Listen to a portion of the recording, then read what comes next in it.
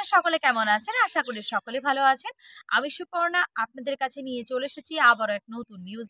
বন্ধুরা, আজকে আপনাদেরকে জানাবো যে আধার কার্ড, আপনাদের যে আধার কার্ড এই মুহূর্তে রয়েছে সেই আধার কার্ড কিন্তু বাতিল হবে এবং নতুন আধার কার্ড আপনাদেরকে আবেদন করতে হবে।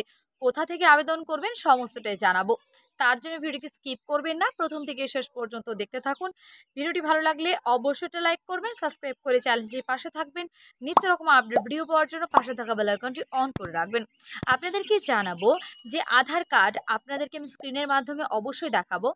তবে আপনাদেরকে তার আগে বলে রাখি, নির্বাচন কমিশনের পক্ষ থেকে বলা হয়েছে যে আপনাদের ইতিমধ্যে যে নতুন আধার কার্ড আপনাদের হাতে এই মুহূর্তে রয়েছে সেই আধার কার্ডটা বাতিল হয়ে যাবে। নতুনভাবে আপনাদেরকে আধার কার্ডকে কিন্তু আবেদন করতে হবে। আর আধার কার্ড আবেদন করার পর কীরকম দেখতে হবে সেই আধার কার্ডটা, সেটা আপনাদেরকে দেখাবো। তার আগে আপনাদেরকে দেখাই যে আপনাদের কাছে সবারই নিজের নিজের যে আধার কার্ড রয়েছে তার মধ্যে একটা ছবি আমি আপনাদের দেখাচ্ছি স্ক্রিনের মাধ্যমে। যে এই যে আধার কার্ড, সেই আধার কার্ডে দেখুন ছবি আছে, নিজের ঠিকানা লেখা আছে, তার সাথে দেখুন ডেট অফ বার্থ দেওয়া আছে, আপনাদের যে এজের বা কেউ 34 কেউ 42 যে একটা বয়স, সেই বয়সের সময়সীমা দেওয়া আছে, সমস্ত কিছু আপনাদের বাসস্থান, আপনাদের ঠিকানা সমস্ত কিছু এখানে দেওয়া আছে।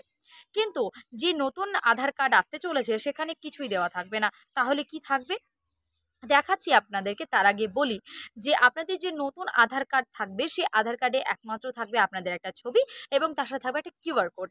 এর বাইরে আর কিছু দেওয়া থাকবে না। আর এটা আপনারা আবেদন করতে পারবেন যে কোনো অনলাইনে, কারণ নির্বাচন কমিশনের পক্ষ থেকে আগামী দিন জানানো হয়েছিল যে অফলাইনের মাধ্যমে আপনাদেরকে আবেদন করতে হবে, পরবর্তীতে অফলাইনটাকে বন্ধ করে দিয়ে অনলাইনে করা হয়েছে।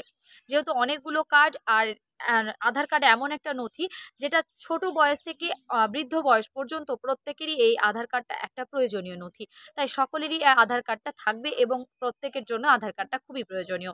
তো দেখুন, এই যে এদিকে স্ক্রিনের মাধ্যমে আমি দেখাচ্ছি, এটা হচ্ছে আগের আধার কার্ড, মানে এই মুহূর্তে এখনকার আধার কার্ড। আর এটা হচ্ছে পরে যে আবেদন করার পর যে কার্ডটা আপনারা হাতে পাবেন সেটা হচ্ছে এই আধার কার্ড।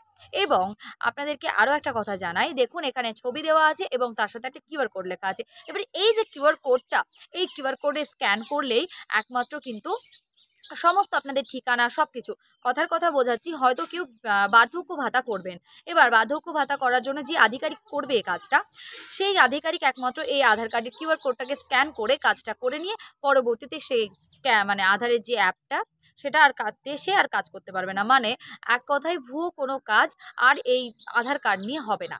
আশা করি আমি বোঝাতে পেরেছি, কারণ এরকম অনেক ব্যক্তি রয়েছে যারা বার্ধক্য ভাতা বয়স না হতেই করে নিয়েছে বা কেউ লক্ষ্মীর ভাণ্ডার করে নিয়েছে, এরকম অনেক রয়েছে। তো এই যে ভুয়ো কাজগুলো বন্ধ করার জন্য নির্বাচন কমিশনের পক্ষ থেকে এমনটাই কিন্তু সিদ্ধান্ত নেওয়া হয়েছে। কারণ এই যে ভুয়োভাবে করার ক্ষেত্রে যারা সত্যিকারের মানে গ্রাহক রয়েছে তারা কিন্তু এই পরিষেবাটা পাচ্ছে না। সেই কারণে কিন্তু এইভাবে আধার কার্ডটাকে চেঞ্জ করা হয়েছে। আশা করি আমি বোঝাতে পেরেছি। যদি কারো কোনো রকম বুঝতে কোনো সমস্যা থাকে বা আমাকে কোনো প্রশ্ন থাকে করার, অবশ্যই কমেন্ট বক্সে এসে করবেন এবং ভিডিওটা কেমন লাগলো আমাকে কমেন্ট বক্সে এসে জানাবেন।